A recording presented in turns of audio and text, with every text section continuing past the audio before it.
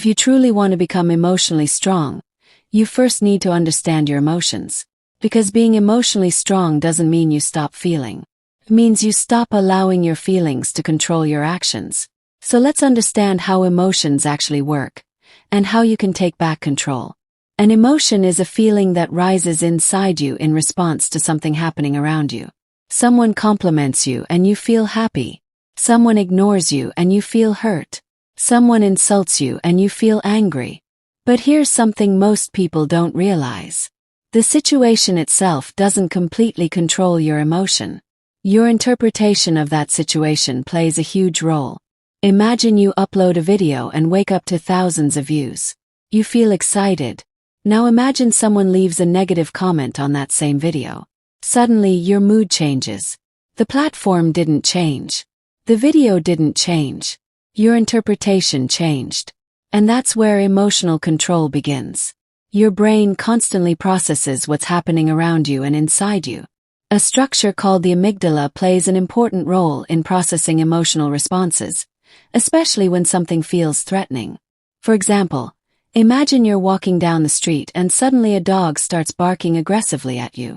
You don't stop and think for 10 seconds about what to do. Your body reacts.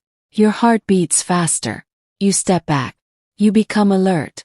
That's your emotional system responding before you've had time to fully process the situation consciously. But here's the important part.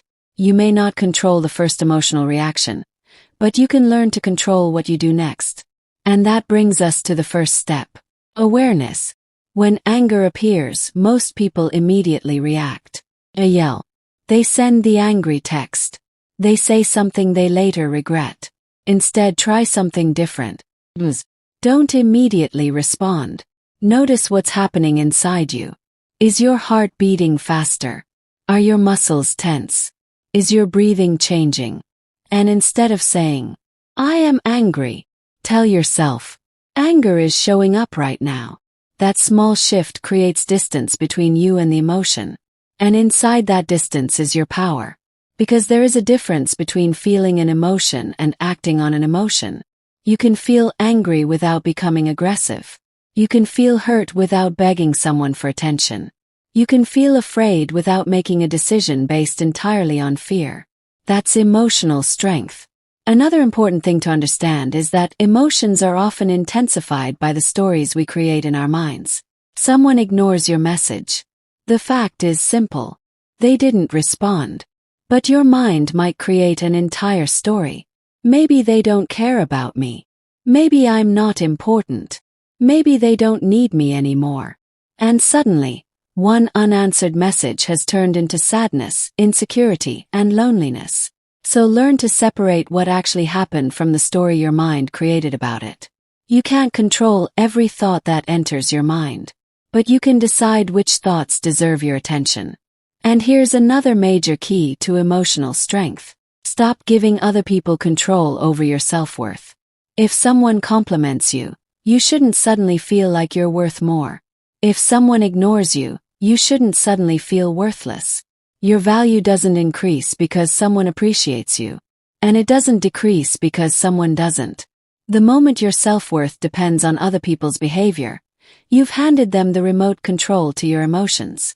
Take that remote back. And finally, before making an important decision while you're angry, hurt, scared, or overwhelmed, ask yourself, is this feeling helping me right now?